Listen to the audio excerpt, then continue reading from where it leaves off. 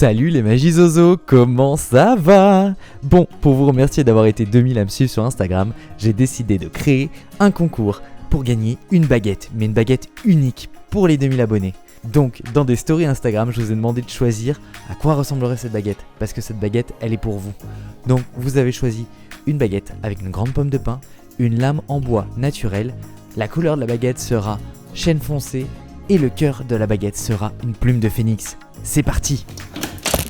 Oh mon dieu, je suis une catastrophe moi. Et pas ambulance.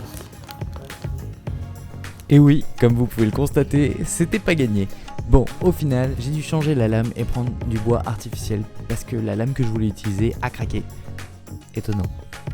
Dans un premier temps, j'ai désinfecté ma pomme de pin dans une potion secrète, elle a macéré pendant plusieurs jours. Après, j'ai décortiqué la pomme de pin et j'ai commencé à l'assembler autour de la lame.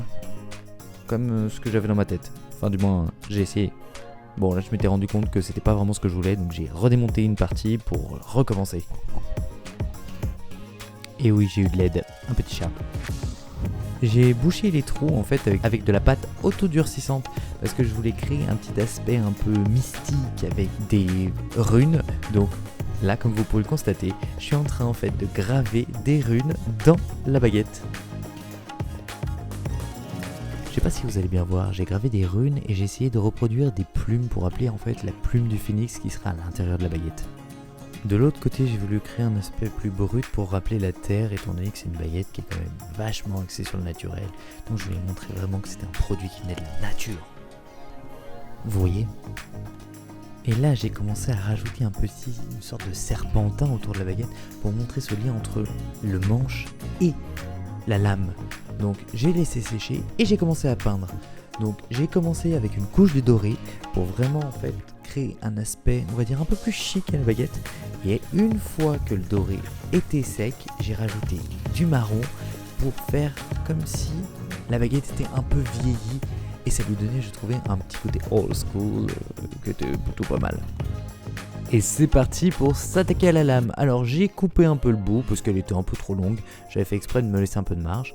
Et j'ai arrondi en fait le bout parce que dans Harry Potter en fait les baguettes ne sont pas nettes. Il y a un petit côté arrondi. Donc après j'ai beaucoup poncé en fait pour faire perdre un peu d'épaisseur à la baguette parce que je la trouvais un peu trop épaisse. Et en fait en ponçant ça a redonné un peu le côté brut du bois, ce que j'ai beaucoup aimé. Et donc après je l'ai verni comme vous me l'avez demandé dans une couleur chêne foncé. Donc après j'ai laissé sécher quelques heures au soleil. Je suis deg, je voulais mettre ça autour de la baguette et en fait je viens de le casser. donc je suis deg. Et voici le résultat final. J'espère vraiment que cette baguette vous plaira. Ça a été un réel plaisir de la créer avec vous et pour vous surtout.